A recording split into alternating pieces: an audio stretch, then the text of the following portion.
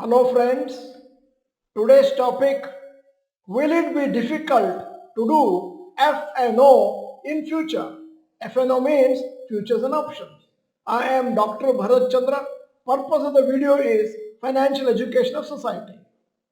15th July Monday, the very important day for large number of traders in India who invest in futures and options. An expert panel set up by SEBI will be meeting to discuss suggestions on the proposed changes for F&O trading to enhance protection, especially for retail investors. Many people have been stating that the F&O trading itself will be banned in India.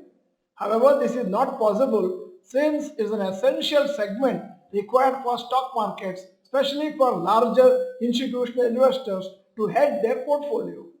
As per reports, following are the recommendations of SEBI's working committee. 1. Increase in contract value of derivatives contract. As of now, F&O contract value of Nifty and Bank Nifty contract is around 5 to 7 lakhs. The lot size is fixed in such a way that the index value X lot size will be around 5 lakhs. So assuming Nifty is around 25,000, the lot size is 25 and the total value of the F&O contract is 25,000 into 25 becomes 6 lakhs 25,000. Earlier, Nifty's lot size is 50 and 75, so the Nifty index value was lower, hence to adjust the total contract value, the lot size had to be higher. But as the index value has gone up, the lot size has been cut to reduce the overall contract value and maintain it as close as possible to 5 lakhs. The proposal by the SEBI committee is to make minimum contract value for F&O transactions to 20 to 30 lakhs.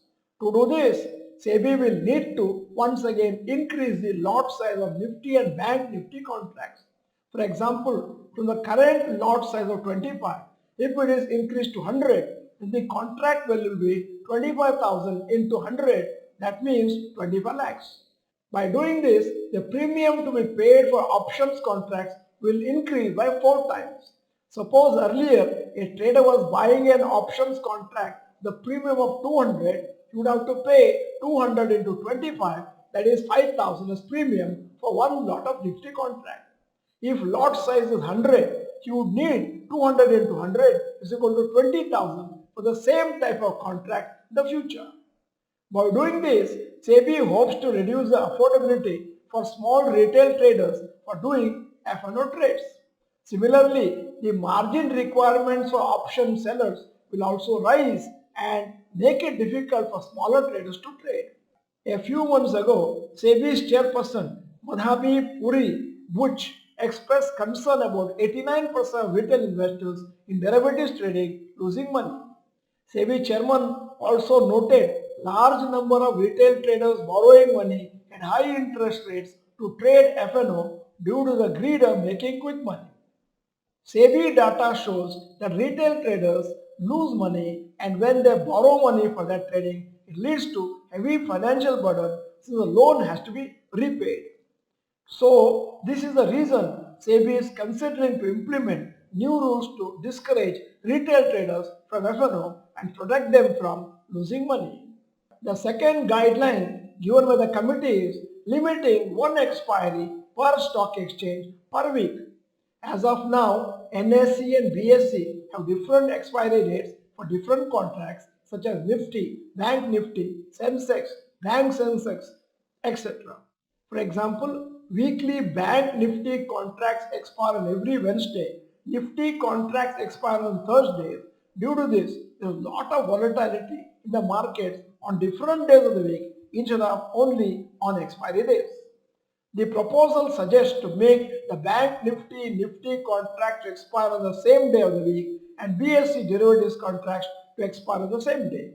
So on other days, there will not be any unnecessary volatility in the markets. Third proposal in front of SEBI for regarding F&O is limiting strike prices for options contracts. Right now, there are strike prices for Nifty options for every 50 points, such as 24,500, 24,550, 24,600, etc.